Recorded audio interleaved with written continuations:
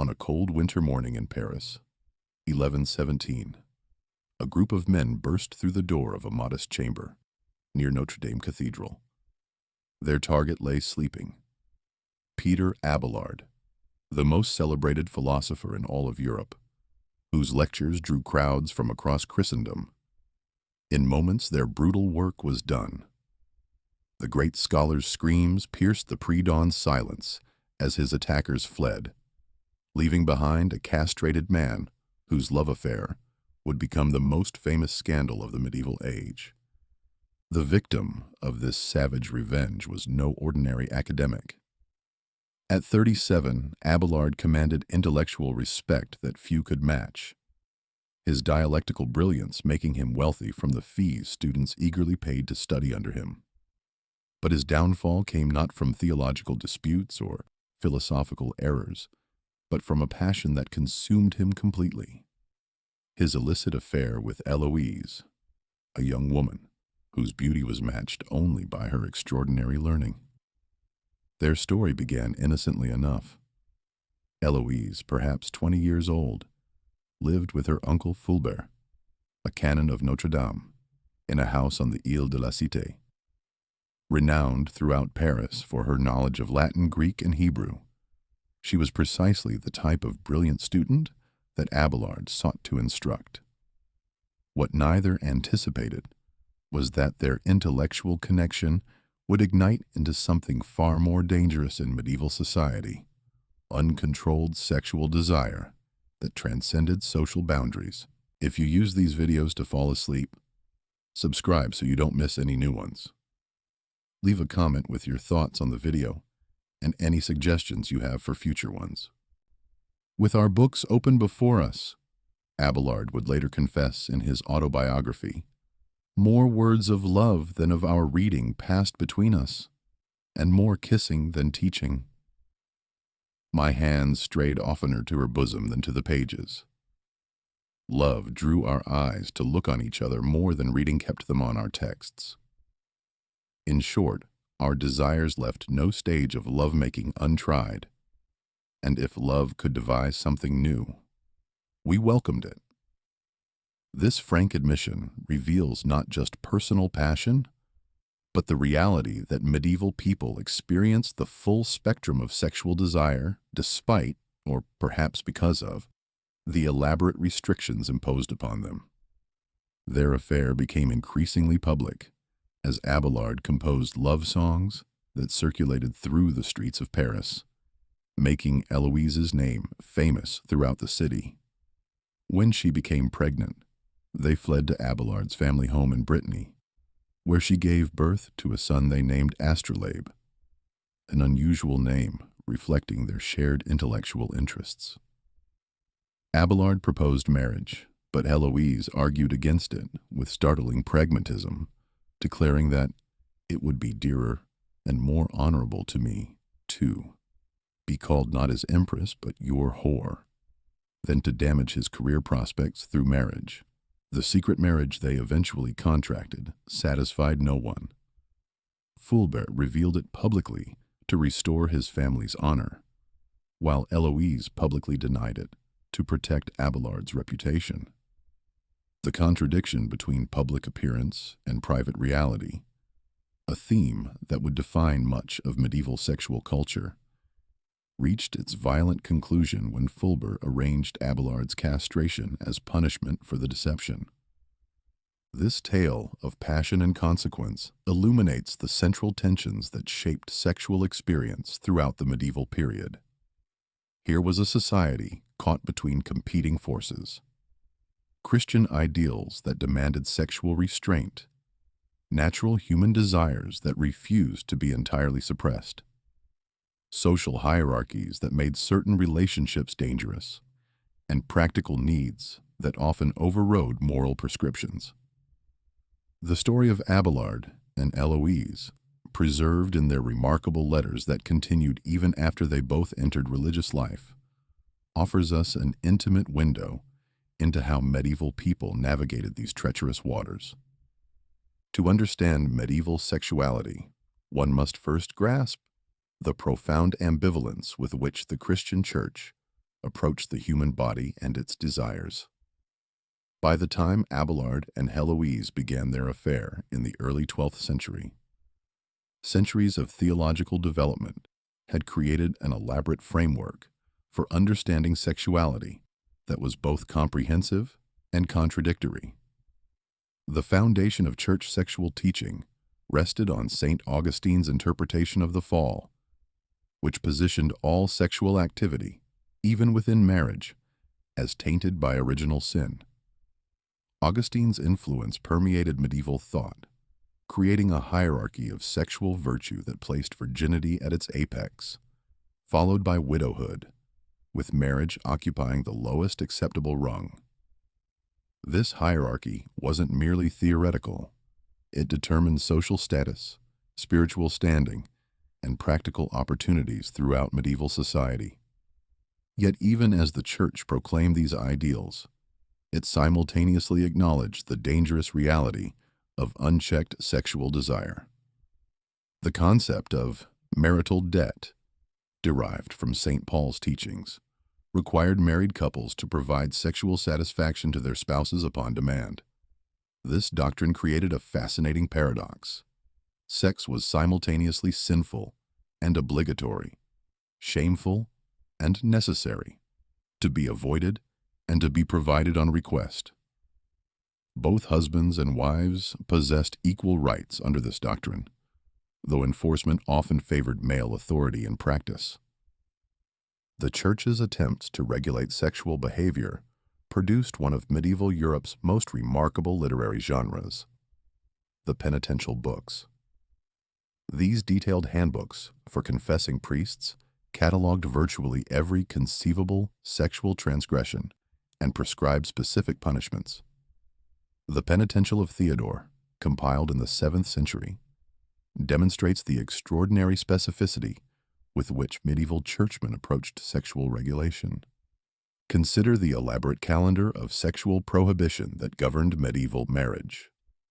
Sexual intercourse was forbidden on Sundays, the Lord's Day, Thursdays, in preparation for Friday fasting, Fridays, the day of Christ's crucifixion, all feast days throughout the year, during the 40 days of Lent, the 40 days before Christmas, Advent, and the 40 days before Pentecost.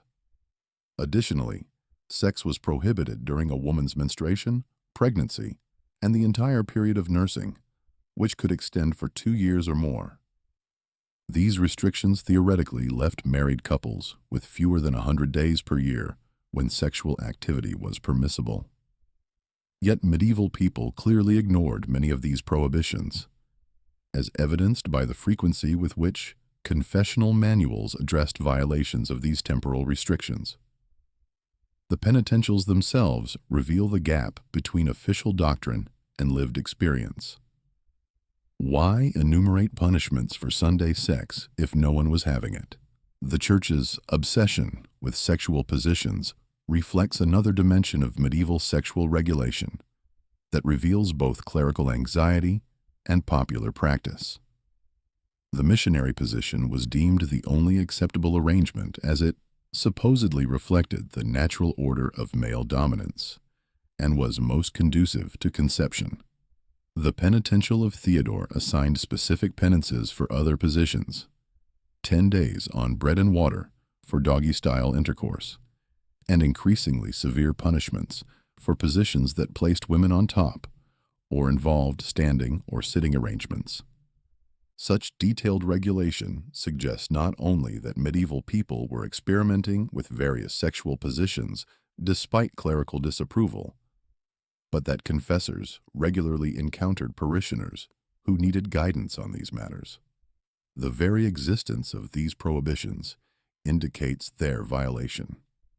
As one medieval chronicler noted with apparent frustration, most people do not believe fornication is a sin at all. The treatment of masturbation in medieval penitentials reveals similar tensions between ideal and reality.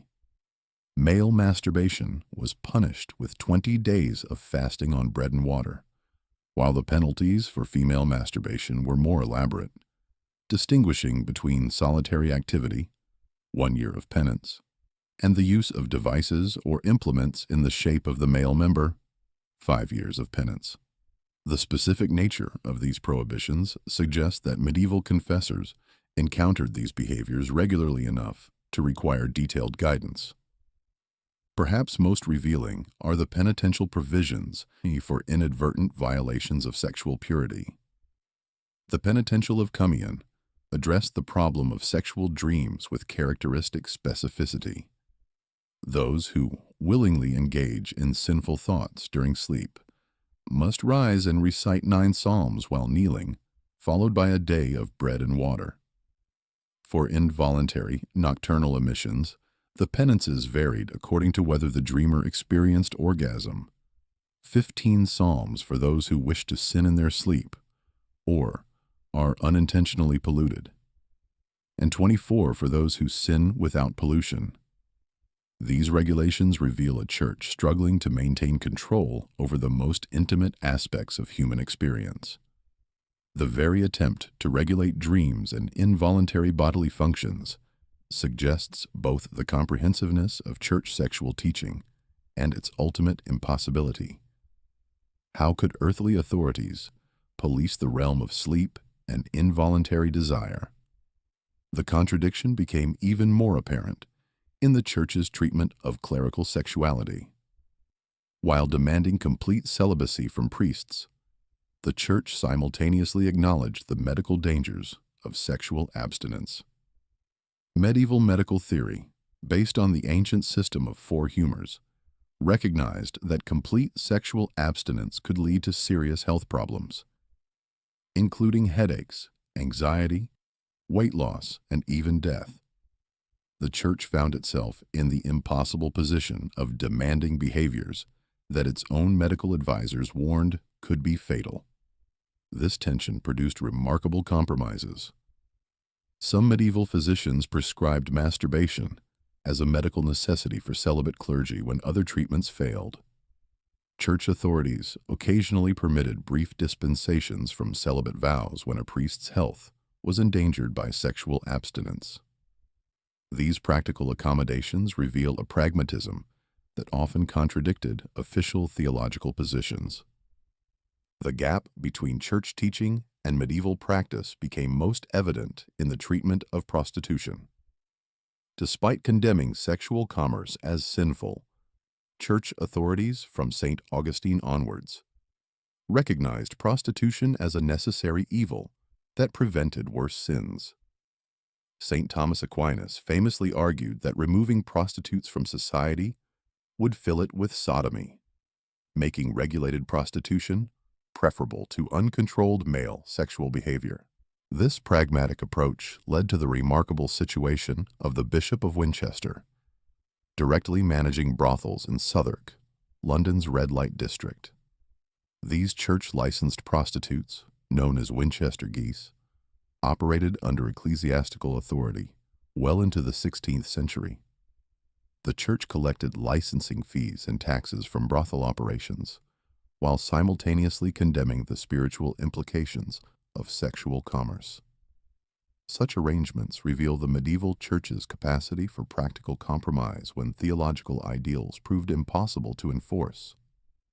If individual sexual desire posed challenges for medieval society, marriage represented the arena where personal passion, family politics, economic necessity, and social stability intersected in the most dramatic ways. Medieval marriage was simultaneously a spiritual sacrament, an economic transaction, and a public spectacle that often culminated in one of the era's most extraordinary customs, the bedding ceremony. Consider the wedding of Catherine of Aragon to Arthur, Prince of Wales, in 1501. After the elaborate ceremony at St. Paul's Cathedral, the royal couple was escorted by courtiers to their bedchamber, where they were publicly prepared for consummation while guests threw stockings at them, and priests blessed their marital bed. Only when the curtains were finally drawn did the crowd withdraw, leaving the young bride and groom to fulfill what was considered their primary duty, the creation of heirs to secure dynastic succession. This scene replicated across medieval Europe in countless variations, reveals how thoroughly communities involved themselves in their members' sexual lives. The bedding ceremony wasn't merely entertainment or ritual. It served crucial legal and social functions in societies where marriage validity, inheritance rights, and family alliances depended on successful consummation. The ceremony typically began with elaborate processions that separated the bride and groom into different chambers, where attendants of their own gender would prepare them for bed. In some regions, particularly Scandinavia, guests would completely strip the couple naked before conducting them to the marriage bed. The symbolism was unmistakable. The community was witnessing the transition from virginity to married status, from individual identity to conjugal unity. A priest or bishop would then bless the bed while the couple climbed beneath the sheets, still surrounded by family and friends. The attendants would offer the newlyweds a cup of benediction posset, spiced wine blessed by the clergy, while engaging in the divination custom of throwing the stockings. 4 attendants, 2 from each family, would sit on opposite sides of the bed with their backs to the center. They would take turns throwing the bride's and groom's stockings over their shoulders. If a groomsman struck the bride or a bridesmaid hit the groom, it supposedly indicated that the thrower would soon marry. These rituals served multiple practical purposes beyond entertainment. The community presence verified that the marriage had been properly consummated, protecting both families from later claims of invalidity. In societies where annulment could be sought on grounds of non-consummation, witnessed bedding provided legal protection. The ceremony also created social pressure for successful performance, though this occasionally backfired when nervous grooms failed to perform under such circumstances. The bedding ceremony reveals how medieval communities balanced their investment in members' private sexual lives, with recognition that actual intimacy required privacy. In most regions, guests withdrew once the couple was properly installed in bed, though in rare cases involving royalty or questions about the groom's capability, attendants remained to witness the consummation itself. King William III and Mary II were not only bedded by Uncle Charles II but actually cheered on during their sexual activity. However, not all medieval marriages conformed to these public expectations. Some couples actively resisted the bedding ceremony, recognizing it as an invasion of their privacy. King Charles I of England famously barred the door of his bedroom and refused to participate in the ritual, though the custom persisted among other members of the royal family for another century. The French royal couple, Louis XVI and Marie Antoinette, became notorious for failing to consummate their marriage for 7 years after their wedding, creating centuries of speculation about their sexual compatibility. The elaborate nature of these customs reflected deeper anxieties about marriage formation in medieval society. Unlike modern marriages based primarily on romantic attraction, medieval unions were typically arranged by families as economic and political alliances. The bride and groom might have met only once or twice before their wedding day, making their sexual compatibility entirely unknown. This uncertainty created particular challenges for medieval women, who faced significant risks if their marriages failed. A woman whose marriage was annulled for non-consummation might struggle to find another husband, particularly if she was suspected of being the cause of the sexual failure. Conversely, women could use claims of their husband's impotence as grounds for annulment, though such claims required evidence that could involve humiliating examinations. Medieval law recognized several grounds for marriage annulment that related directly to sexual performance and compatibility. Impotence was grounds for annulment, but proving it required more than simple testimony. Some jurisdictions required that prostitutes attempt to arouse allegedly impotent husbands, while witnesses observed creating spectacles that must have been traumatic for all involved. Other courts demanded that couples attempt cohabitation for specific periods, usually 3 years, before accepting claims of permanent impotence. These legal provisions reflected medieval recognition that sexual compatibility was essential for valid marriage, even in unions primarily arranged for economic or political purposes. The Church's doctrine of marital debt, the mutual obligation of spouses to provide sexual satisfaction, assumed that both partners were capable of fulfilling their conjugal duties. When this assumption proved false, the legal system provided remedies that acknowledged sexuality as central to marital validity. The reality of arranged marriages created particular tensions around the Church's requirement of free consent for valid marriage. Canon law insisted that both bride and groom must freely agree to their union, but defining free consent proved challenging when marriages were negotiated by families with significant economic interests. Young people, particularly women, faced enormous pressure to accept marriages that might be personally repugnant but economically advantageous for their families. Some medieval women found creative ways to resist unwanted marriages. Rich heiresses sometimes fled to convents to avoid unions their families had arranged, though fathers could pursue legal remedies to force their return. Other women used the Church's consent requirements to their advantage, publicly denying marriages at the altar or claiming that prior romantic relationships constituted valid marriages that precluded new unions. The gap between arranged marriages and personal desire created the cultural space for courtly love literature to flourish.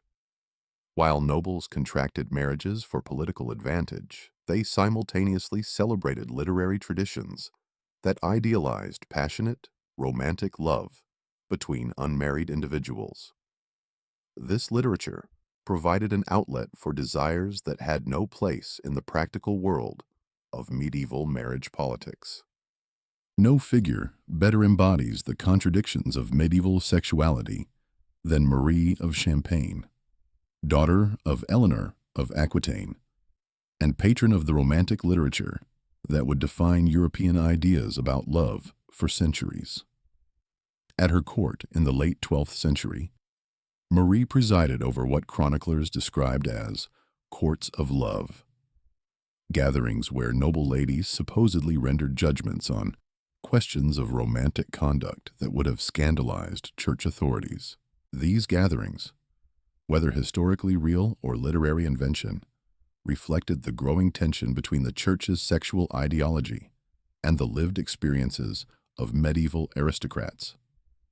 While priests preached about the spiritual superiority of celibacy and the purely procreative purpose of marriage, Marie and her circle celebrated passionate love between unmarried individuals as the highest form of human experience.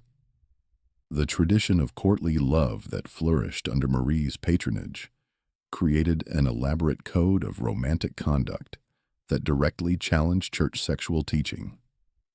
Courtly love proclaimed that true love could not exist between married couples, that lovers should suffer nobly for their beloveds, and that the ultimate expression of romantic devotion was complete submission to one's lady's will. These ideals were not merely literary fantasies. They influenced actual behavior in medieval courts throughout Europe. Consider the most famous work commissioned by Marie, Chrétien de Troyes, Lancelot, the Knight of the Cart.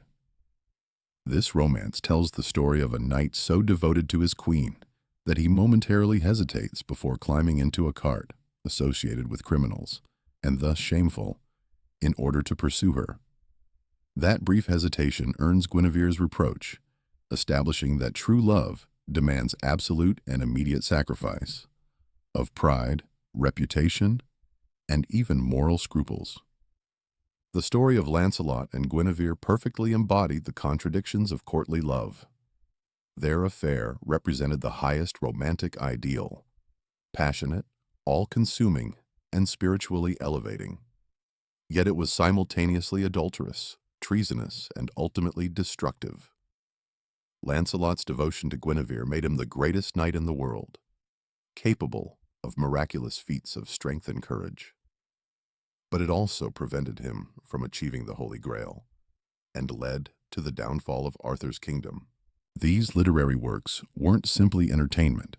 They reflected and shaped actual romantic relationships in medieval courts. Historical records document numerous affairs between nobles that followed the patterns established in courtly literature, with lovers exchanging elaborate letters, composing poetry, and engaging in the ritualized behaviors that courtly love demanded. The reality behind the literary ideal often proved more sordid than romantic. The Tour de Nesle affair of 1314 involved the three daughters-in-law of French King Philip IV in adulterous relationships that were discovered when Isabella, Philip's daughter and Queen of England, noticed that purses she had given her sisters-in-law were being worn by two Norman knights. The subsequent investigation revealed that the princesses had been conducting their affairs in a tower in Paris, leading to the torture and execution of the knights and the imprisonment of the women. Such scandals reveal how the ideals of courtly love translated into practical infidelity among the medieval nobility. While the literature celebrated noble suffering and spiritual elevation through love, the reality often involved sexual relationships that violated marriage vows and endangered political stability. The two princesses found guilty in the Tour de Nesle affair were sentenced to life imprisonment. One died under mysterious circumstances the following year, probably murdered, while the other spent 8 years in an underground prison before being released to enter a convent, where she died shortly thereafter. Royal sexuality created particular scandals because it intersected with dynastic politics and international relations. The affair of King Henry II of England with Alice of France created a diplomatic crisis that lasted decades. Alice had been betrothed to Henry's son Richard, later Richard the Lionheart, as a child and sent to live in the English court. When she reached marriageable age, however, Henry refused to permit the wedding, and rumors spread that he had taken her as his own mistress. The Pope threatened to excommunicate Henry's entire kingdom unless he allowed Richard and Alice to marry, while the King of France demanded either a wedding or his daughter's return. Henry agreed to the marriage, but never named a date, continuing to delay for over a decade. When Richard became king after Henry's death, he refused to marry Alice, claiming she had already borne his father's child. The scandal illustrates how royal sexual behavior could destabilize international relations and create diplomatic crises. Even more scandalous were suggestions that Richard himself was having sexual relationships with Alice's brother Philip Augustus of France. Medieval chroniclers reported that the two kings ate from the same dish and at night slept in the same bed, behavior that contemporary observers found noteworthy enough to record. While such sleeping arrangements weren't necessarily sexual, the chronicle's emphasis on the intimate nature of the relationship suggests contemporary suspicion about its character.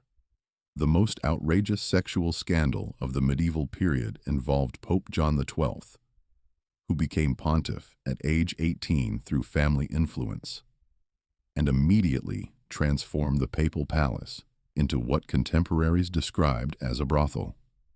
The Holy Roman Emperor wrote to warn John that not just a few, but all, have accused you of homicide, perjury, sacrilege, and incest with some of your female relatives and 2 sisters. Local monks reportedly stopped praying for the Pope's health and began praying for his death. John XII's behavior was so notorious that it created international scandal, with reports reaching every court in Europe. His death in 964 allegedly occurred while he was having sexual intercourse with a woman named Stefanetta.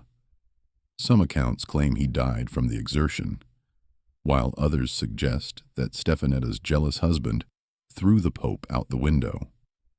Whether these accounts are accurate or merely reflect the legend that grew around John's scandalous reign, they demonstrate how thoroughly sexual misconduct could undermine papal authority.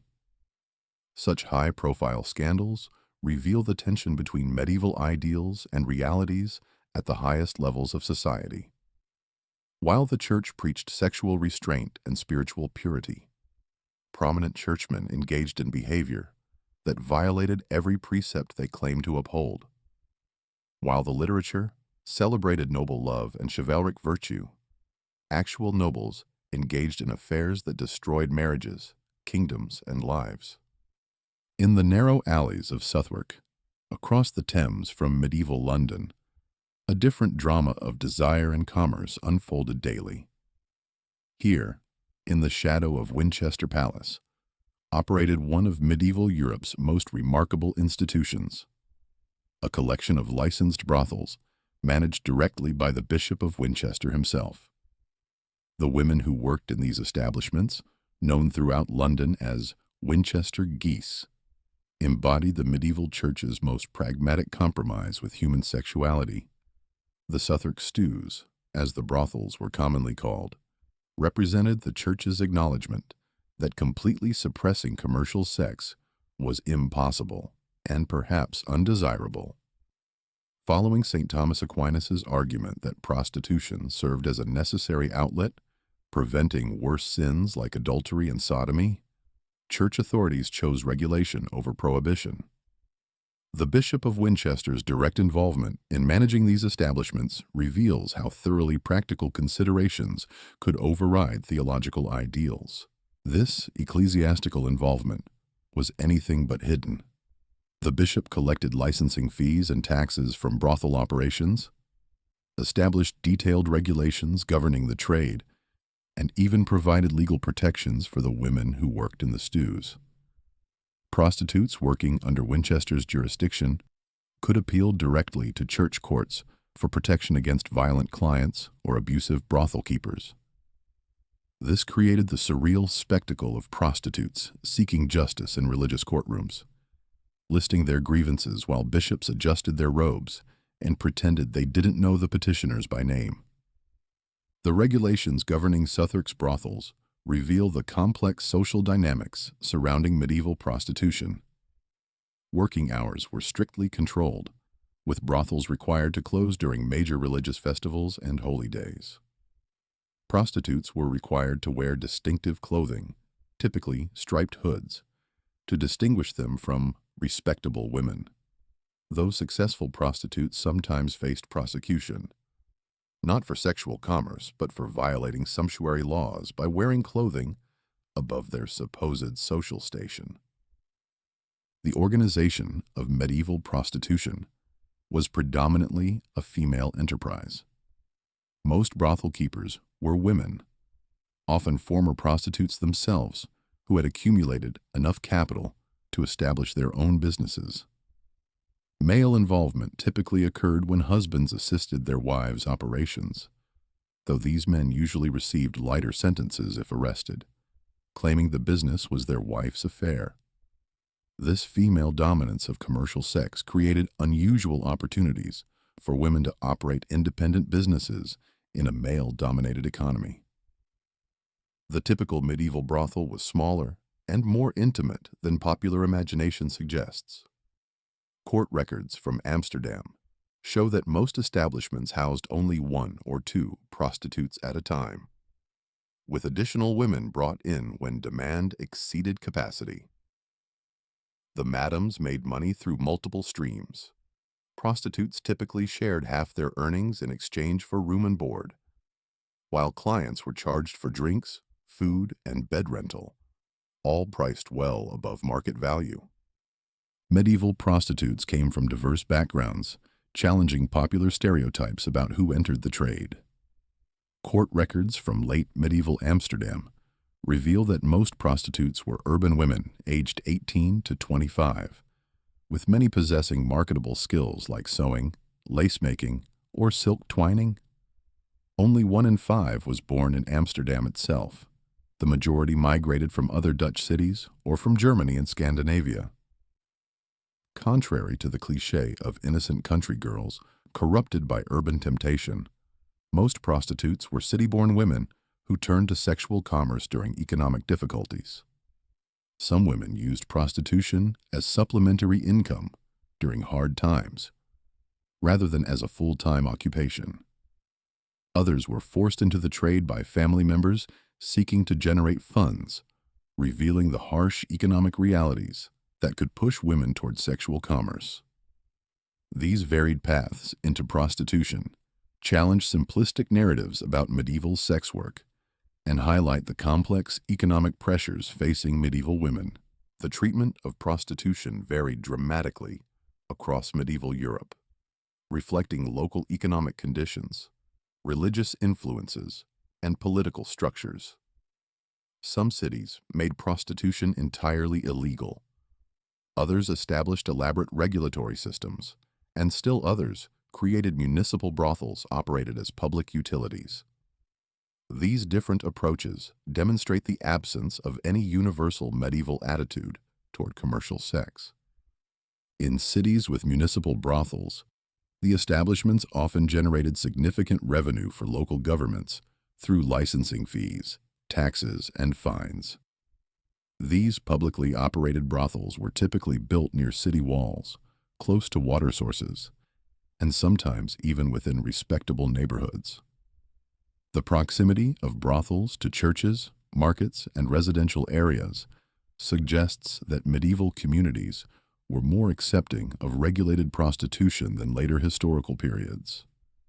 The regulation of prostitution reflected broader medieval attitudes toward managing rather than eliminating potentially disruptive behaviors. Just as authorities established specific areas for other potentially problematic activities like butchering or tanning, they created designated zones for commercial sex that could be monitored and controlled.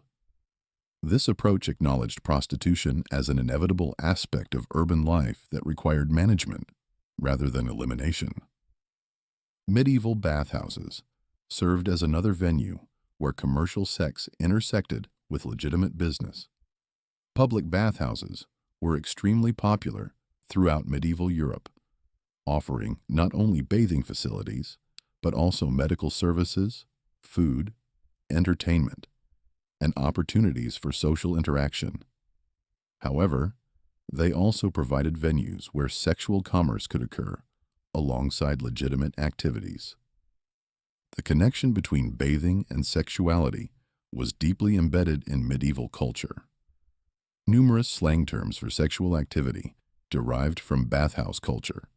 Lather meant ejaculation, bagnio, from the Latin for bath, meant brothel, and stew referred to both the hot water and the establishments where one could stew in more ways than one.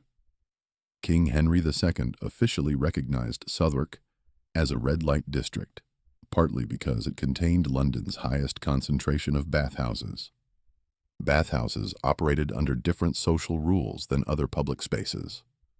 Men and women bathed together naked, creating opportunities for sexual contact that were unavailable elsewhere.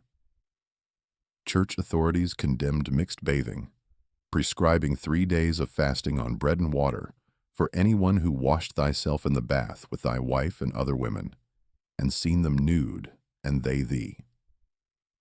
Yet this prohibition had little practical effect on bathhouse culture, which continued to flourish despite clerical disapproval. The social aspects of bathhouse culture extended beyond mere bathing.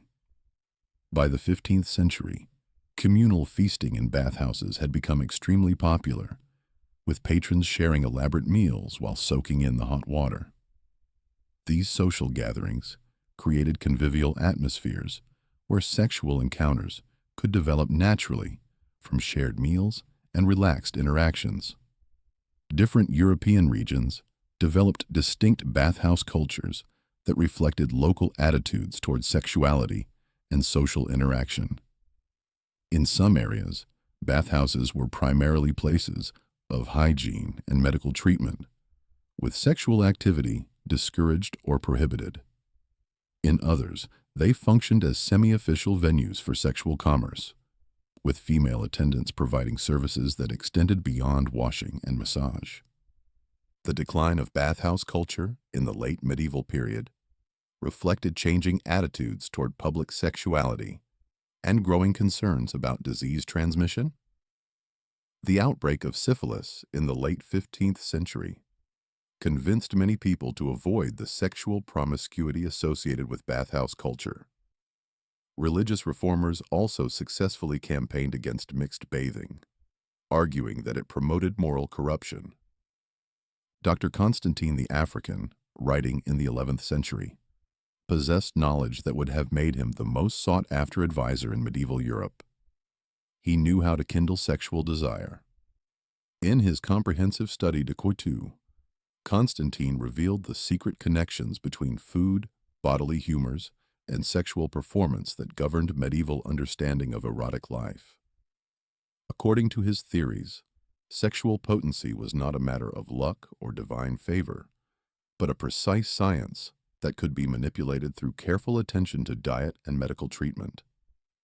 Constantine's theories rested on the ancient Greek system of 4 humors: blood, phlegm, yellow bile, and black bile, that medieval physicians believed governed all aspects of human health and behavior. Sexual desire and performance depended on achieving the proper balance of these humors through consumption of foods that were nourishing, windy, and warm and moist. The food that perfectly combined all these qualities, according to Constantine, was the humble chickpea, making this modest legume the most prized aphrodisiac in medieval Europe. But chickpeas were merely the beginning of medieval aphrodisiac science. Constantine's treatise cataloged numerous foods that could generate semen and draw it out, including fresh meat, brains, egg yolks, pepper, and wine. For those seeking to dampen sexual desire, particularly useful for clergy committed to celibacy, he recommended cold foods like cucumber, melon, lettuce, and fish that would impede, repress, and thicken semen and extinguish lust. These beliefs weren't merely theoretical. Medieval physicians developed elaborate recipes combining various ingredients to address specific sexual problems. Constantine claimed to have successfully treated impotent men using preparations that ranged from the relatively palatable, cloves in milk and blueberry juice, to the grotesque, brains of 30 male sparrows in grease from around a freshly killed billy goat's kidneys. Such remedies reveal both the desperation of patients seeking sexual enhancement and the confidence of physicians in their humoral theories. The medical text Medicina de Quadrupedibus provided even more specific instructions for using animal parts to enhance sexual performance. To arouse a woman, one should take the testicles of a deer, dry them, grind them to dust, do a part of this in a drink of wine. For men seeking enhanced desire, the text recommended mixing the gall of a buck goat with incense and with the seed of nettles. Rub the penis with this before going to rest. These recipes demonstrate the medieval belief that sexual function could be enhanced through careful application of animal-derived substances. The sophistication of medieval aphrodisiac science extended to understanding gender differences in sexual response.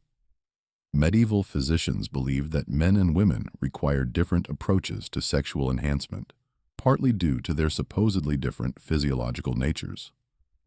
Male aphrodisiacs focused on increasing the production and quality of semen, while female preparations aimed to create the proper humoral conditions for receptivity and fertility.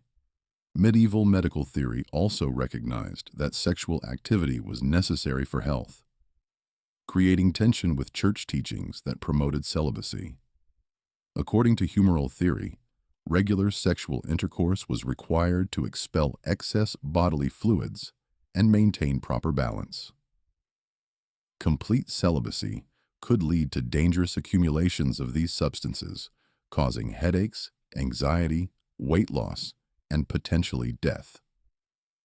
This medical understanding created practical problems for church authorities demanding celibacy from clergy. The health risks of sexual abstinence were not merely theoretical concerns. Medieval chronicles record cases of noblemen allegedly dying from celibacy, including King Louis VIII of France, who reportedly died after maintaining fidelity to his wife during a military campaign. Such accounts, whether medically accurate or legendary, reflect widespread belief that complete sexual abstinence posed genuine health dangers. For celibate clergy struggling with the health implications of sexual abstinence, medieval physicians recommended various strategies. Regular bloodletting could substitute for sexual emission by providing alternative means of expelling excess humors. Specific diets avoiding aphrodisiac foods like eggs, meat, and spicy preparations could reduce sexual desire.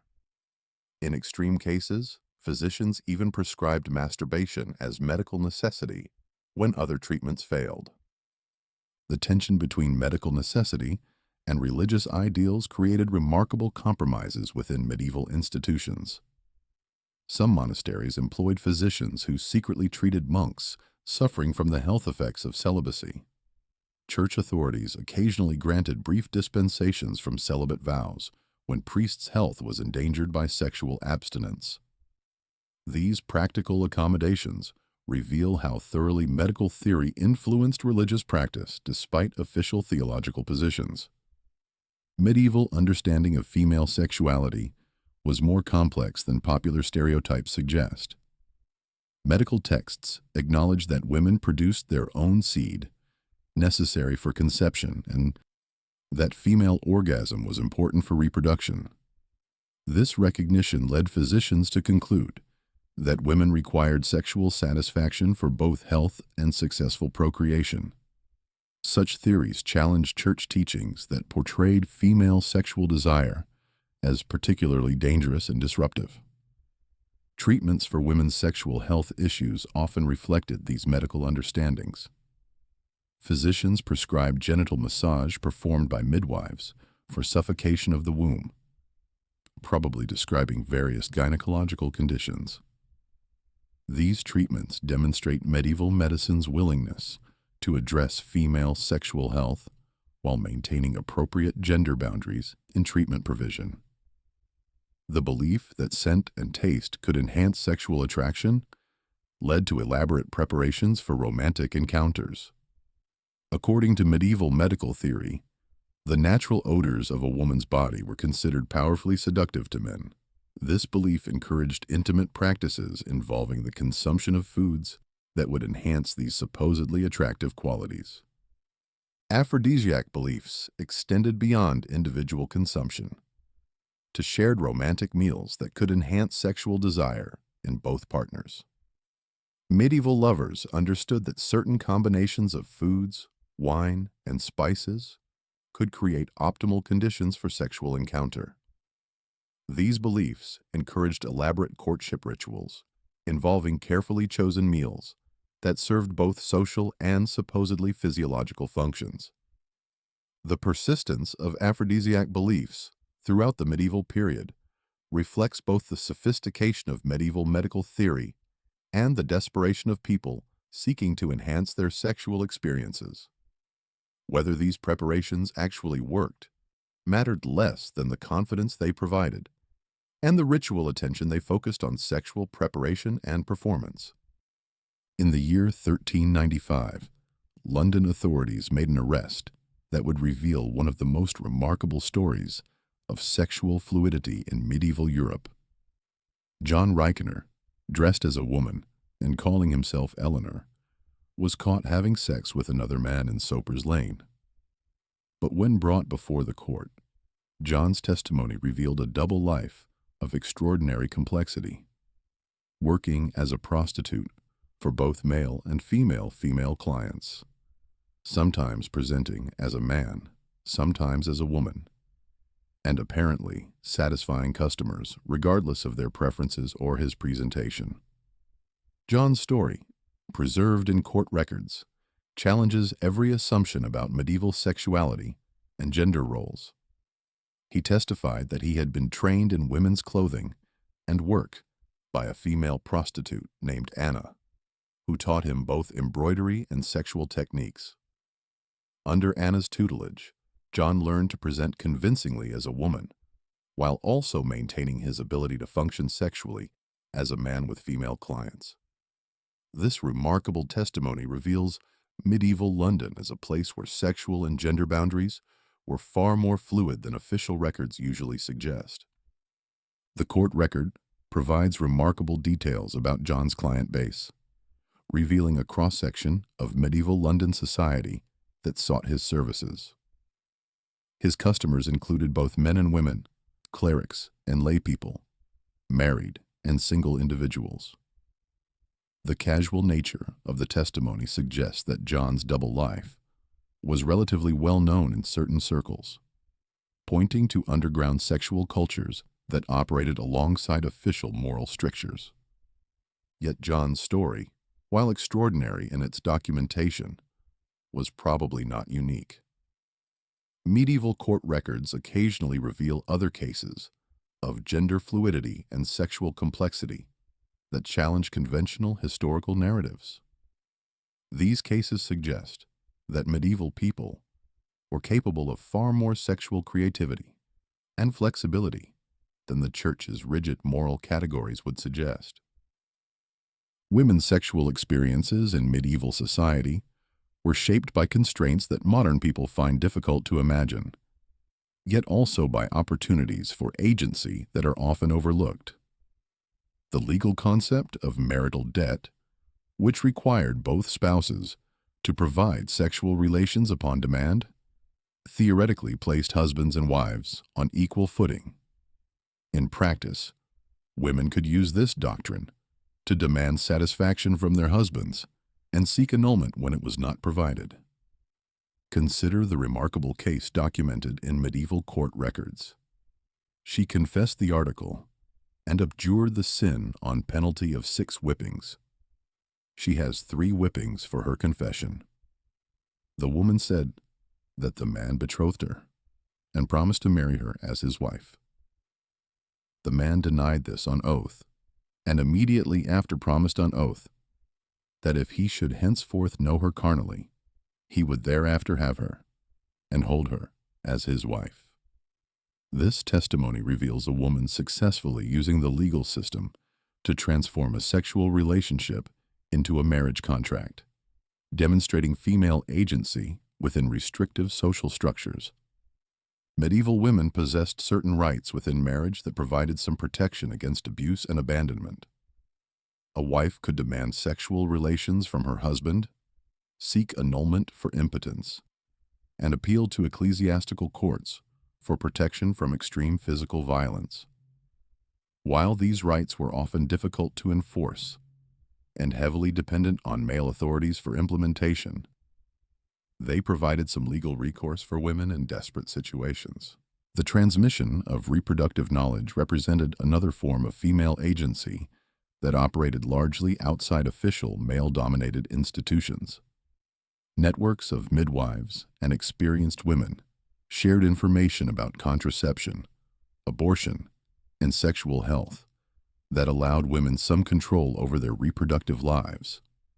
This knowledge was passed down through oral tradition and written recipes that appeared in household medical manuals, indicating widespread acceptance despite official church disapproval. Medieval contraceptive practices were more sophisticated than popular accounts suggest. The most common method was coitus interruptus, withdrawal, which historical records suggest became increasingly prevalent during periods of economic hardship. Women also employed vaginal suppositories made from various oils, herbs, and honey, some of which contained ingredients that modern research suggests may have had genuine spermicidal effects. Oral contraceptives based on plant remedies were widely used, with recipes featuring herbs like silphium, pennyroyal, Queen Anne's lace, and other plants that contained compounds with proven contraceptive or abortifacient properties. The sophistication of these preparations suggests extensive experimentation and knowledge sharing among medieval women seeking to control their fertility. Medieval people did not distinguish clearly between contraception and early abortion, instead focusing on menstrual regulation, practices designed to bring on the menses when a woman's period was late. This conceptual framework allowed women to address potential pregnancies without explicitly acknowledging abortion, since conception was not considered to occur until quickening, fetal movement, was detected. The prevalence of contraceptive knowledge challenges church claims about the effectiveness of their sexual teachings. If medieval people universally accepted church doctrine about the sinfulness of contraception, such elaborate knowledge systems would not have developed or persisted. The survival of these practices indicates widespread rejection of official teachings about reproductive control. Women's participation in medieval prostitution provided unusual opportunities for economic independence, though at considerable personal and social cost. Successful prostitutes could accumulate enough capital to become brothel keepers themselves, creating one of the few paths to business ownership available to medieval women. Some prostitutes parlayed their earnings into marriages with wealthy clients, though such social mobility remained exceptional rather than common. The regulation of prostitution often included protections for women that were unavailable in other occupations. Licensed brothels provided security against violent clients, medical care for sexually transmitted diseases, and legal recourse through church courts. While these protections were hardly comprehensive, they offered more safety than women could expect in many other forms of work available to them. Medieval noble women possessed greater sexual autonomy than their lower-class counterparts, though still within significant constraints. Wealthy women could afford private physicians for sexual health problems, had access to better contraceptive knowledge, and possessed resources that provided alternatives to unwanted marriages. Medieval sexuality comparison.c sv generated file. Some noble women successfully resisted family marriage plans by fleeing to convents or claiming prior romantic relationships that legally precluded new unions. Female rulers, like Eleanor of Aquitaine, exercised remarkable sexual and political autonomy for their time. Eleanor divorced the King of France, married the King of England, participated in the Crusades, and patronized the literary culture that celebrated courtly love. Her example, while exceptional, demonstrates the possibilities available to women with sufficient wealth and political power to challenge conventional restrictions. The cult of the Virgin Mary provided medieval women with alternative models of female sanctity that didn't require marriage or motherhood. Women could pursue spiritual lives as nuns, beguines, or anchoresses that provided alternatives to traditional female roles. These religious opportunities offered some women significant intellectual and administrative responsibilities unavailable in secular society. Yet even women who achieved unusual independence faced constant pressure to conform to conventional female roles.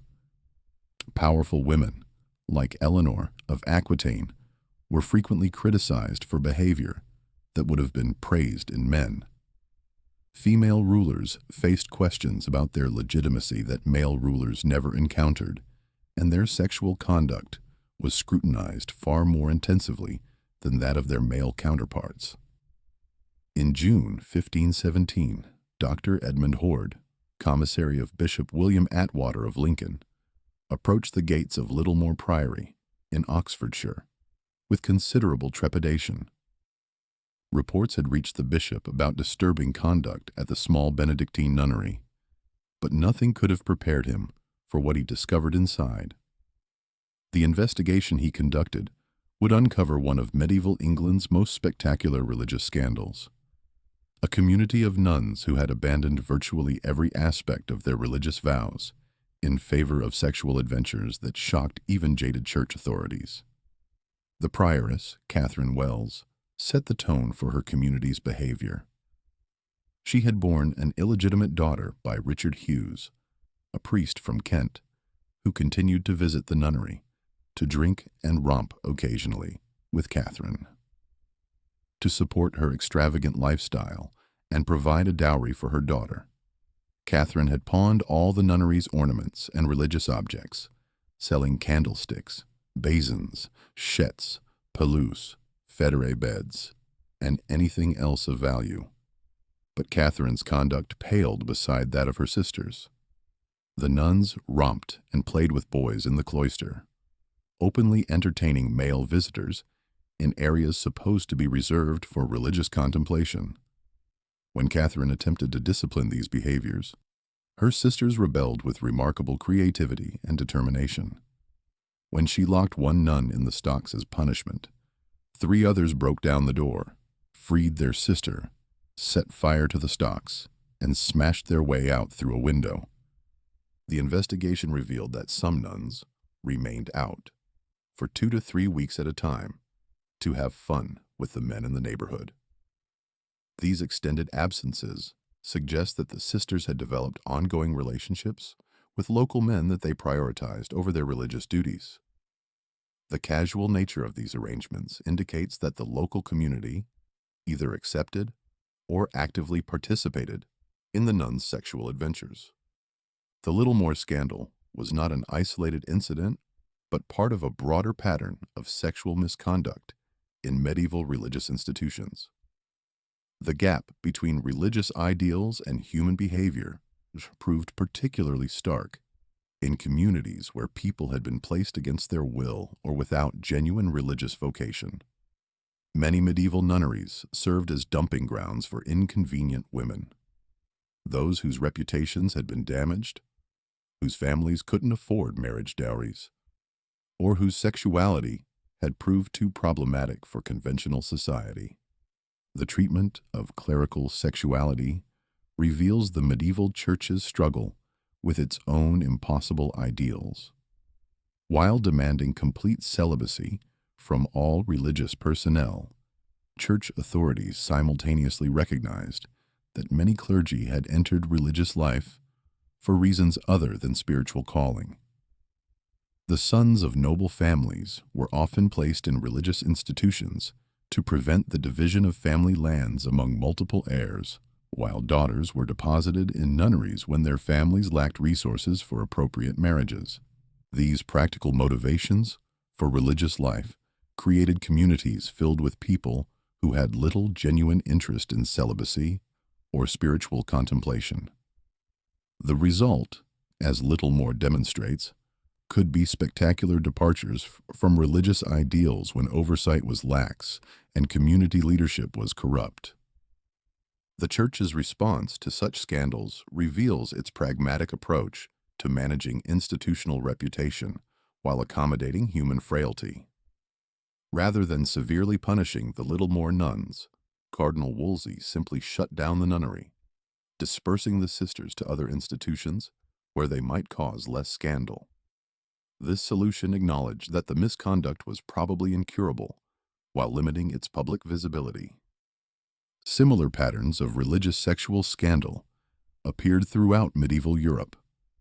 The case of Katharina Hetzeldorfer, a German woman who was executed in 1477 for using dildos with female partners, reveals both the existence of lesbian relationships in medieval society and the harsh punishments that could result when such relationships became publicly known. Katharina's case demonstrates that medieval people were capable of diverse sexual expressions despite official prohibitions. The prevalence of clerical sexual misconduct suggests that celibacy requirements were widely ignored or circumvented. Medieval church records document numerous cases of priests maintaining wives or mistresses, often with the knowledge and tacit acceptance of their communities. Some priests arranged for their housekeepers to bear their children, creating quasi-family arrangements that satisfied personal needs while maintaining official fiction of celibacy. The treatment of same-sex relationships within religious communities reveals particularly complex dynamics. All-male monasteries and all-female nunneries provided opportunities for intimate same-sex relationships that were unavailable in the broader society. While such relationships were officially condemned, the practical realities of communal religious life made them difficult to prevent or detect. Medieval chronicles document passionate friendships between monks that included romantic correspondence and intimate physical contact. Whether these relationships were sexual in the modern sense remains debatable, but their emotional intensity clearly violated the spiritual detachment that religious life was supposed to cultivate. Some church authorities argued that such relationships among clergy were preferable to heterosexual affairs because they didn't threaten church property through the creation of clerical families. The frequency of sexual scandals in medieval religious institutions reflects broader patterns of human behavior that transcended religious boundaries. The same sexual drives and relationship needs that affected secular people operated within religious communities, often with explosive results when they came into conflict with official institutional expectations. The narrow streets surrounding the great cathedral of Notre Dame in medieval Paris buzzed with activity that would have scandalized modern sensibilities, but seemed perfectly natural to contemporary observers. Here, in the shadow of one of Christianity's holiest sites, operated a thriving network of prostitutes, procuresses, and clients that formed an integral part of urban life. The proximity of commercial sex to religious institutions wasn't coincidental or hidden. It reflected medieval society's pragmatic acceptance that sexual desire required outlets even, or perhaps especially, in places dedicated to spiritual pursuits. Medieval cities developed sophisticated systems for managing commercial sex that balanced moral concerns with practical necessities. Rather than attempting to eliminate prostitution entirely, most urban authorities chose regulation and taxation as more realistic approaches. This decision reflected hard-earned experience that outright prohibition simply drove the trade underground, where it became more dangerous and less controllable. The regulations governing medieval prostitution reveal remarkable attention to detail and genuine concern for the welfare of all parties involved. Licensed prostitutes in many cities were required to wear distinctive clothing, typically striped hoods or special belt accessories, that identified their profession. This requirement served multiple purposes. It protected respectable women from being mistaken for prostitutes, allowed authorities to monitor the trade, and helped clients identify available services without embarrassing misunderstandings. Working hours were carefully regulated, with brothels typically required to close during major religious festivals, holy days, and certain periods of the liturgical calendar. These restrictions acknowledged the tension between commercial sex and religious observance, while providing regular breaks that allowed both workers and clients to participate in communal religious activities.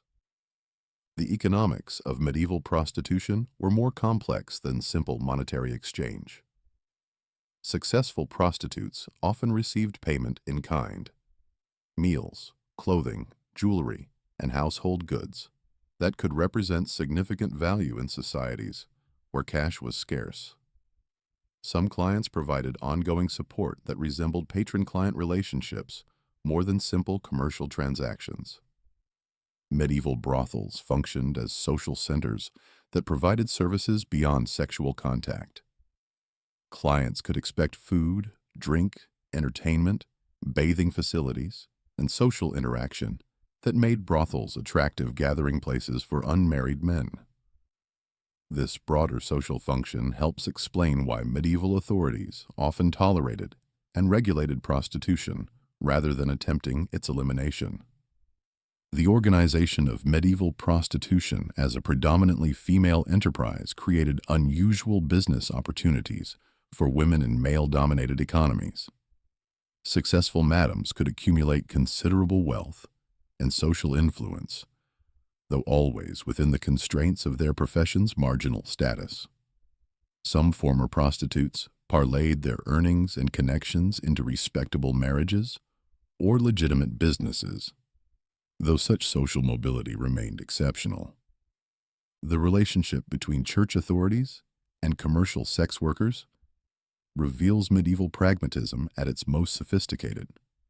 While officially condemning prostitution as sinful, church courts provided legal protections for prostitutes that were unavailable through secular justice systems. The Bishop of Winchester's direct management of Southwark brothels created the remarkable spectacle of prostitutes seeking justice in ecclesiastical courts, where bishops who collected taxes from their work adjudicated their grievances. Medieval bathhouses provided venues where commercial sex intersected with legitimate health and social services. These establishments offered bathing facilities, medical treatments, massage, food service, and entertainment. In social settings where sexual encounters could develop naturally from shared activities. The integration of sexual commerce with health services reflects medieval understanding that sexual satisfaction was a legitimate medical need rather than merely recreational desire. The social dynamics of bathhouse culture challenged conventional medieval gender relationships. Men and women bathed together nude, creating opportunities for sexual contact unavailable elsewhere in medieval society. The relaxed social rules of bathhouse culture allowed interactions across class boundaries that would have been impossible in other contexts, contributing to these establishments' reputation as places where conventional social hierarchies temporarily dissolved. Different regions of medieval Europe developed distinct approaches to managing commercial sex that reflected local economic conditions, religious influences, and cultural traditions. Italian cities often established elaborate municipal brothel systems, operated as public utilities, while Germanic regions tended toward private regulation with significant church involvement. These variations demonstrate that medieval approaches to sexuality were far more diverse and locally determined than uniform church teachings might suggest. The decline of medieval bathhouse culture in the late 15th and early 16th centuries reflects changing attitudes toward public sexuality and growing concerns about disease transmission. The outbreak of syphilis convinced many people to avoid the sexual promiscuity associated with communal bathing, while religious reformers successfully campaigned against mixed gender nudity. The Dutch philosopher Erasmus, writing in 1526, lamented that 25 years ago, nothing was more fashionable in Brabant than the public baths. Today there are none. The new plague has taught us to avoid them. The transformation of medieval sexual commerce during the early modern period illustrates how disease, religious reform, and changing social attitudes could rapidly alter long-established cultural practices. The medieval synthesis that balanced moral concerns with practical necessity gave way to more rigid approaches that prioritized moral purity over pragmatic accommodation. This shift represented not moral progress, but a different set of social priorities that emphasized control over flexibility. In the cool stone chambers of medieval monasteries, monks labored over manuscript pages filled with formulas more precious than gold, recipes for enhancing human sexual desire and performance.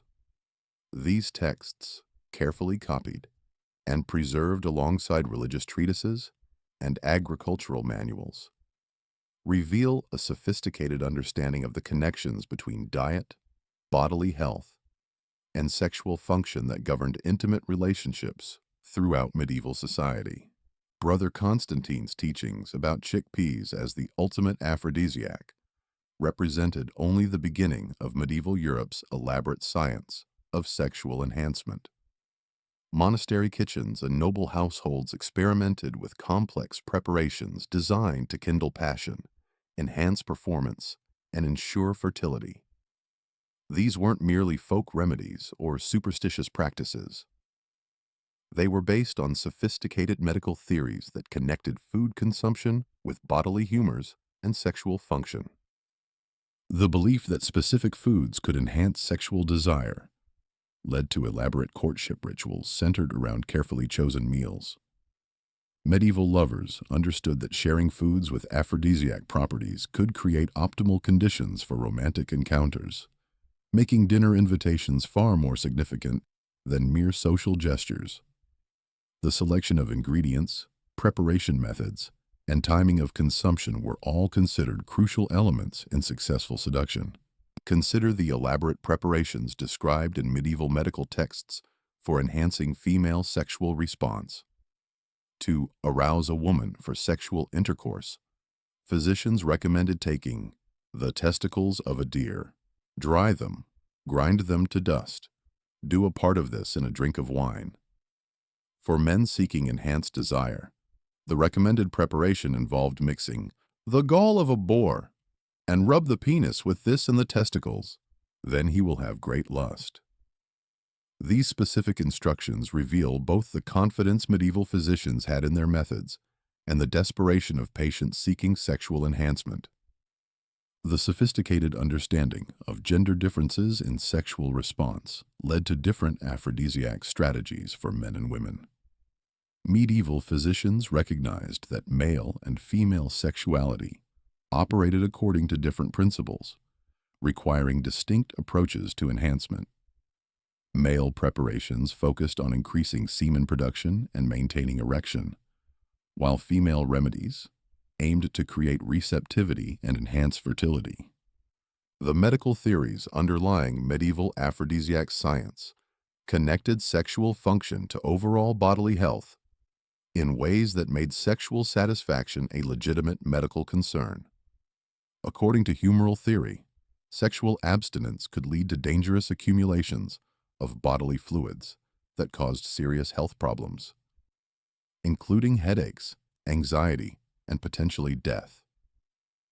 This medical understanding provided scientific justification for sexual activity that complemented, or sometimes contradicted, religious teachings about celibacy. The practical application of aphrodisiac science created remarkable situations where medical necessity overrode religious obligation. Physicians treating celibate clergy sometimes prescribed sexual activity or masturbation as medical treatments for conditions caused by sexual abstinence. These medical interventions reveal how thoroughly scientific understanding could influence religious practice, despite official theological positions. Medieval understanding of the connection between scent and sexual attraction led to elaborate personal preparations for romantic encounters. The belief that natural body odors could enhance sexual appeal encouraged intimate practices that modern sensibilities might find disturbing. Medieval lovers believed that sharing foods would enhance these supposedly attractive scents, creating complex rituals around romantic meals and bodily preparation. The seasonal timing of aphrodisiac consumption reflected medieval understanding that sexual desire varied according to natural cycles. Spring foods like young herbs and fresh eggs were considered particularly powerful for enhancing fertility, while autumn preparations featuring nuts and preserved meats were believed to maintain sexual function through winter months. These seasonal variations connected human sexuality to agricultural cycles and natural rhythms. The elaborate nature of medieval aphrodisiac preparations reveals the significant resources that people devoted to enhancing their sexual experiences. Wealthy households maintained specialized knowledge about procurement and preparation of exotic ingredients that were believed to enhance sexual performance. The expense and effort involved in these preparations demonstrates how seriously medieval people took the pursuit of sexual satisfaction. The persistence of aphrodisiac beliefs throughout the medieval period reflects both the sophistication of medical theory and the universal human desire for enhanced sexual experience. Whether these preparations actually worked mattered less than the confidence they provided and the attention they focused on sexual preparation and performance. The ritual aspects of aphrodisiac consumption may have been as important as any physiological effects. The connection between food and sexuality in medieval culture extended beyond individual enhancement to social relationships and community celebrations. Wedding feasts featured foods believed to enhance fertility and ensure successful consummation, while religious festivals sometimes included dishes that were supposed to moderate sexual desire during periods of spiritual observance. These communal aspects of aphrodisiac culture demonstrate how thoroughly sexual concerns influenced medieval social life. In the halls of Marie of Champagne's court, a revolution was quietly unfolding that would transform European ideas about love, desire, and the proper relationship between men and women. Here, in the late 12th century, poets and nobles were crafting a new vision of romantic relationship that would challenge every assumption about medieval sexuality while creating literary traditions that continue to influence modern romance. The troubadour Chrétien de Troyes, working under Marie's patronage, was composing stories that placed passionate love between unmarried individuals at the center of human experience. His romance of Lancelot and Guinevere didn't merely tell an entertaining story. It proposed a radical alternative to the arranged marriages and purely procreative sexuality that dominated medieval social organization. In Chrétien's world, true love required complete devotion that transcended social conventions, family obligations, and even religious duties. When Lancelot hesitates for a moment before climbing into a cart associated with criminals in order to pursue Guinevere, the queen later rebukes him for that brief instant of concern for his reputation. The message was unmistakable. Authentic love demanded absolute sacrifice of personal honor, social standing, and practical considerations. This literary revolution reflected changing social realities in 12th century Europe that created new opportunities for women to influence cultural values. Marie of Champagne, as daughter of Eleanor of Aquitaine and patron of major literary figures, possessed unusual wealth and independence that allowed her to support artistic visions that challenged conventional gender roles. Her court became a laboratory for experimenting with alternative models of romantic relationship that placed women in positions of power and authority. The courts of love, allegedly held at Marie's court, whether historical reality or literary invention, symbolized a world where women made judgments about romantic conduct and established the rules governing male behavior. In this inverted universe, knights proved their worth through service to ladies, rather than through military conquest or feudal obligation. The spiritual elevation that Christianity promised through religious devotion was redirected toward romantic love as the highest form of human experience. The radical implications of courtly love ideology extended far beyond literary entertainment.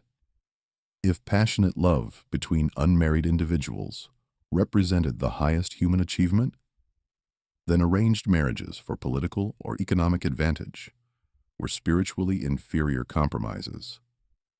If women possessed the moral authority to judge romantic conduct, then conventional assumptions about female intellectual inferiority required reconsideration. If emotional and spiritual connection transcended social boundaries, then class hierarchies that prevented romantic relationships across social levels were morally questionable. The practical influence of courtly love ideology can be traced through historical records documenting actual romantic relationships among medieval nobles. The correspondence between lovers began to feature the elaborate linguistic conventions and emotional expressions that courtly literature had established as proper romantic conduct. Real knights composed poetry for their beloveds, engaged in ritualized displays of devotion, and structured their relationships according to the patterns that literature had made fashionable. Yet the gap between literary ideal and social reality created profound tensions that often ended in tragedy. The Tour de Nesle affair of 1314, involving the three daughters-in-law of the French king in adulterous relationships, demonstrates how courtly love ideology translated into actual infidelity with devastating political consequences. The two women found guilty were sentenced to life imprisonment, with one dying under mysterious circumstances and the other spending 8 years in underground captivity before her eventual death in a convent. The story of Abelard and Heloise, unfolding just as courtly love traditions were developing, illustrates both the appeal and the danger of prioritizing passionate love over social convention. Their affair began with intellectual attraction and developed into the kind of all-consuming passion that courtly literature would celebrate. But the social consequences, castration, forced religious vows, and lifelong separation, revealed the brutal realities that confronted lovers who actually attempted to live according to romantic ideals. The letters that Abelard and Heloise exchanged after entering religious life demonstrate how thoroughly courtly love ideology could reshape understanding of romantic relationship, even within religious contexts. Heloise's passionate appeals to Abelard to resume their correspondence, and her frank admission that she still loved him more than God represent one of medieval Europe's most powerful expressions of the courtly love ideal that placed human romantic devotion above all other loyalties. The influence of courtly love on medieval sexuality extended beyond aristocratic circles to affect popular understanding of romantic relationships throughout European society. The songs and stories that celebrated passionate love spread through oral tradition and public performance, creating cultural expectations about romantic behavior that influenced how ordinary people understood their own desires and relationships. The Church's response to courtly love reveals the profound challenge that this literary movement posed to official sexual teaching. While courtly love celebrated emotional and spiritual connection between lovers, it typically involved adultery or premarital relationships that violated church marriage doctrine. While it elevated women to positions of moral authority, it challenged biblical teachings about female submission to male authority. While it portrayed passionate love as spiritually uplifting, it contradicted church teachings about the spiritual dangers of sexual desire. Some church authorities attempted to co-opt courtly love by redirecting its passionate devotion toward religious figures, particularly the Virgin Mary. The elaborate expressions of romantic devotion that courtly literature directed toward earthly women were channeled toward spiritual figures in an attempt to satisfy emotional needs while maintaining religious orthodoxy. This synthesis created some of medieval Europe's most beautiful religious poetry, while demonstrating the Church's recognition that courtly love addressed genuine human needs that purely theological approaches had failed to satisfy. The long-term influence of medieval courtly love on European sexual culture extends far beyond its chronological boundaries. The idea that romantic love should be the primary basis for marriage, that emotional compatibility matters more than economic advantage, and that women possess moral authority in romantic relationships, all trace their origins to the literary revolution that began in Marie of Champagne's court.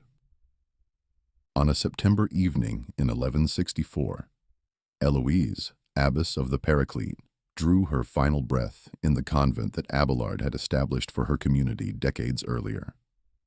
She had outlived her great love by 22 years, preserving throughout that time the letters that documented their extraordinary affair and its aftermath. In those carefully maintained manuscripts lay the testament to a medieval world, far more complex and sexually sophisticated than later generations would acknowledge. The story of Abelard and Eloise, like so many aspects of medieval sexuality, challenges every simple narrative about the past.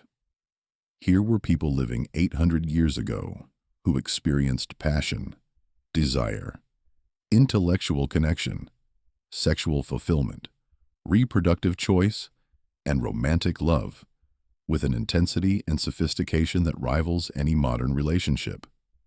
Their story was neither unique nor entirely typical, but rather representative of the rich variety of sexual experience that medieval society supported, regulated, condemned, celebrated, and ultimately accommodated.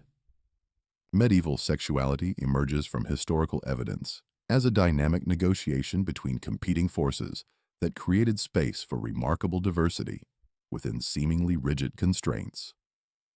While the Church proclaimed restrictive ideals and prescribed harsh penalties for transgression, medieval people developed strategies for managing their sexual lives that balanced spiritual concerns with physical needs, individual desires with social obligations, and official doctrine with practical necessities. The penitential books that cataloged sexual sins in exhaustive detail simultaneously reveal both the Church's attempt at comprehensive control and its ultimate failure to govern the most intimate aspects of human experience. The very existence of detailed penalties for every conceivable sexual transgression indicates the frequency with which these transgressions occurred. Medieval people were clearly experimenting with diverse sexual positions, engaging in oral sex, masturbating, having premarital and extramarital affairs, and pursuing same-sex relationships despite official prohibitions. The sophisticated systems for regulating prostitution that developed in medieval cities demonstrate pragmatic accommodation rather than moral rigidity. The Bishop of Winchester's direct management of Southwark brothels, complete with licensing systems and legal protections for workers, reveals a church capable of extraordinary compromise when theological ideals proved impossible to enforce. The Winchester guys, who worked under ecclesiastical authority, represent not moral failure but successful adaptation to human sexual needs within religious institutional frameworks. The elaborate medical theories connecting diet, bodily humors, and sexual performance that governed medieval aphrodisiac science reveal a culture that took sexual satisfaction seriously as both a health concern and a legitimate human need. The resources devoted to sexual enhancement through dietary manipulation, herbal preparations, and ritual practices demonstrate the central importance that medieval people placed on erotic experience within their understanding of human flourishing.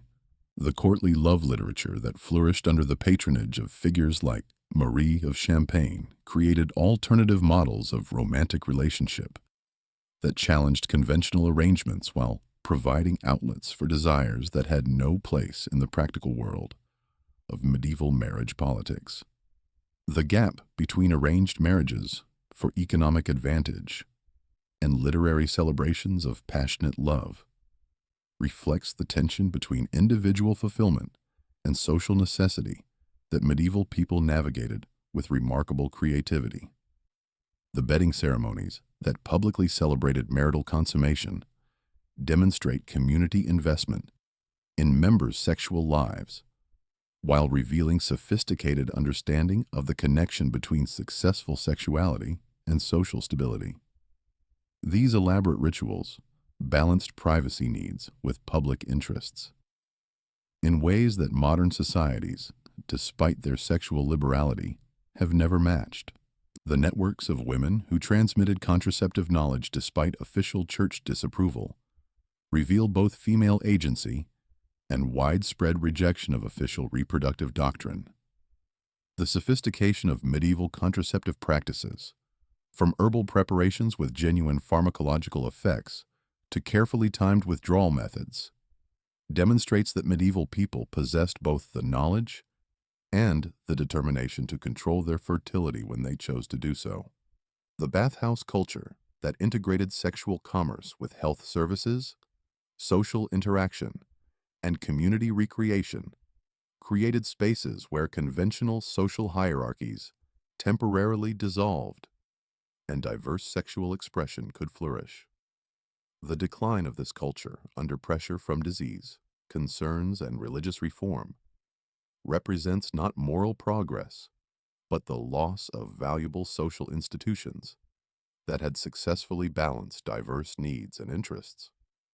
Medieval sexuality's greatest lesson may be its demonstration that human sexual behavior adapts to whatever constraints societies impose, while maintaining its essential character across historical periods. The specific forms that sexual expression takes may vary according to available opportunities, official regulations, and cultural expectations, but the underlying drives, desires, and relationship needs remain remarkably consistent across time and culture. The medieval experience also reveals the ultimate futility of attempts to control sexuality through external regulation.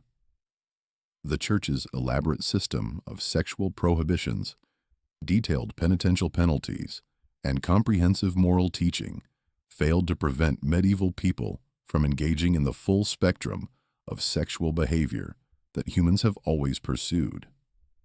What these systems accomplished instead was the creation of parallel structures, official moral discourse alongside practical accommodations that allowed societies to maintain moral ideals while acknowledging human realities. Perhaps most importantly, medieval sexuality demonstrates the human capacity for creating meaningful, intimate relationships within whatever constraints historical circumstances impose.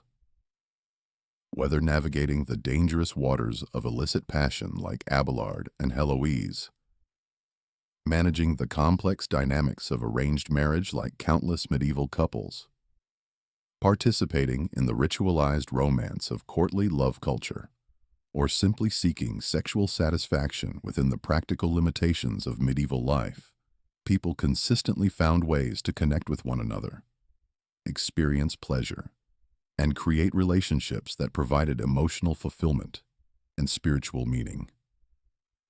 The medieval period's sexual culture offers enduring insights into the balance between individual desire and social order, the relationship between physical pleasure and spiritual meaning, and the ongoing negotiation between personal fulfillment and community standards. Medieval people's struggles to create satisfying sexual lives within restrictive social frameworks provide models for thinking about similar challenges that persist in contemporary societies despite their apparent sexual liberation.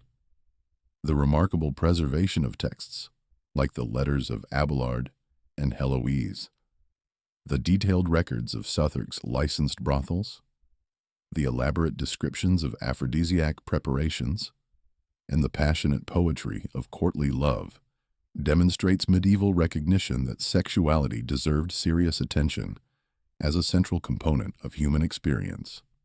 These documents survived because medieval people considered sexual relationships important enough to record, preserve, and transmit to future generations despite the considerable risks involved in documenting officially prohibited behaviors.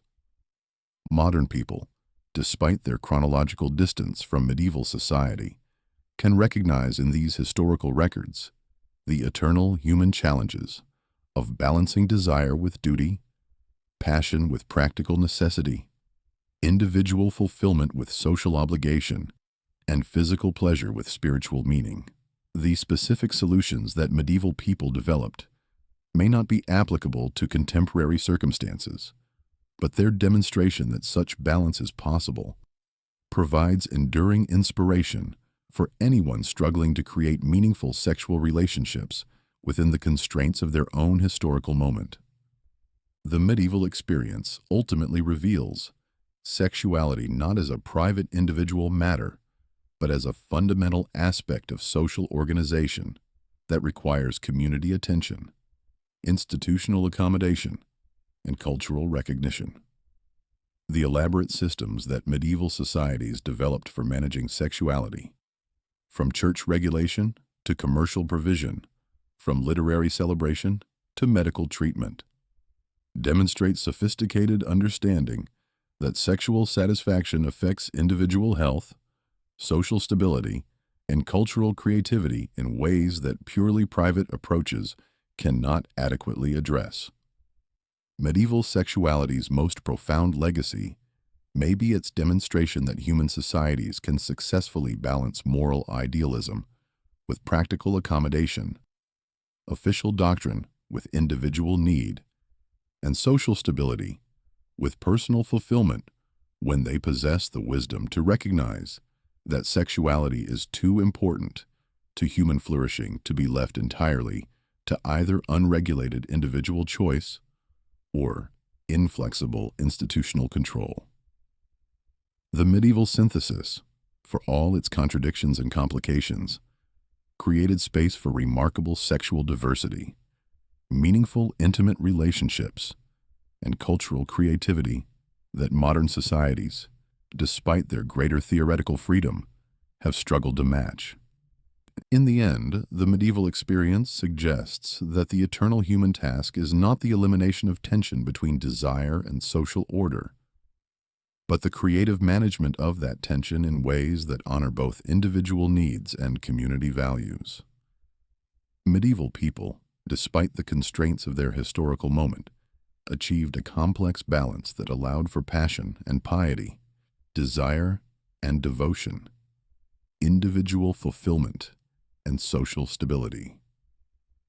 Their example offers not a template for imitation but an inspiration for the ongoing human project of creating sexual cultures that serve both personal flourishing and social cohesion across the changing circumstances of historical time.